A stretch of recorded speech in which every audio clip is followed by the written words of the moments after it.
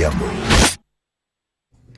Odhi kaunti ma Siaya kama wayudo ni piny owacho mar kaunti ma Siaya kokalo e chenro mar the National Agricultural Value Chain Development Program ochako chenro mar tiego jopur ewi weche maketo arita mar chiemo kata food security. Kana loso odiochieng jopur manyo bagi ei North Sakwa Ward sub county ma Bondo, apisa maduong' ma bende ochung' ne weche mag pur e gwenge ma kono Jackson Achuti ne owacho ni chenro no oketi mondo mi jopur obed gi riekni manyalo konyo ting'o malo weche mag pur. Koke kaunti ma Siaya, George Amolo miyo waler mathoth wi wachni. What we are doing here, where we are training farmers right from the planting up to harvesting. Now we are capacity building them to have enough knowledge on a good agronomic practices for them to go and also train other farmers out there to increase productivity and hence food security in our county. Mano jalonye weche mag pur kata Agricultural Extension Officer man North Sakwa Ward sub county ma Bondo migosi Jackson Achuti mawacho ni ebwo chenro ni gichano tiego ma ok tin ne jopur 5,000 kochopo giko higa ni. Right now we are training we have 4 zones in North Sakwa Ward. We have Abomu, Ajigo, Barchando and also Barcoino. So in each zone we are targeting 80 farmers, and those 80 farmers each is going also to be a role model farmer for other 10 farmers.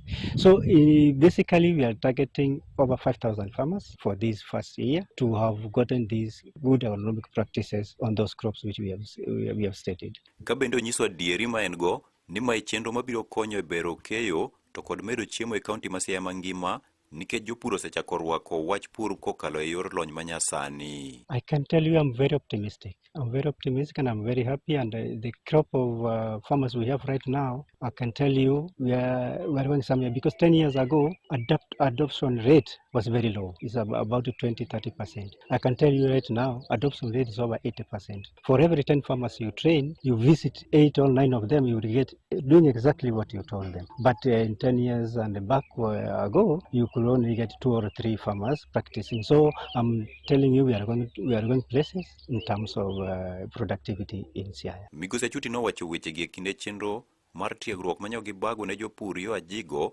kama jopur kotelnegi gi Rafael Ngaywa to kod Pamela Chieng norwako e chenro no. Amor gi weche mag pur ma jo agriculture sekelo mondo watim mondo wapuonjre mondo mi wayud yore gi riekni mwanyalo dongrego mondo mi puro bed mar ohala. Koro amor ni pur ni bro yawo wiwa gi pachwa mondo wadhi mbele maber. Nyaka wadonj kae wasepuonjre gik mang'eny. Nyaka wachako puonjre kae wayudo ni nyocha walal mang'eny, pesa mwatiyo nyocha watiyo go ng'eny to ok wayud yuto. Koro kae wayudo ni wanyalo puro puodho matin to wapuro mar ohala, aeto ngima wa be dhi lokre. Nyithindwa dhi yudo school fees, wan bende wanyalo timo projects mamoko kawapuro. Ne Radio Ramogi e kaunti ma Siaya, an George Amolo.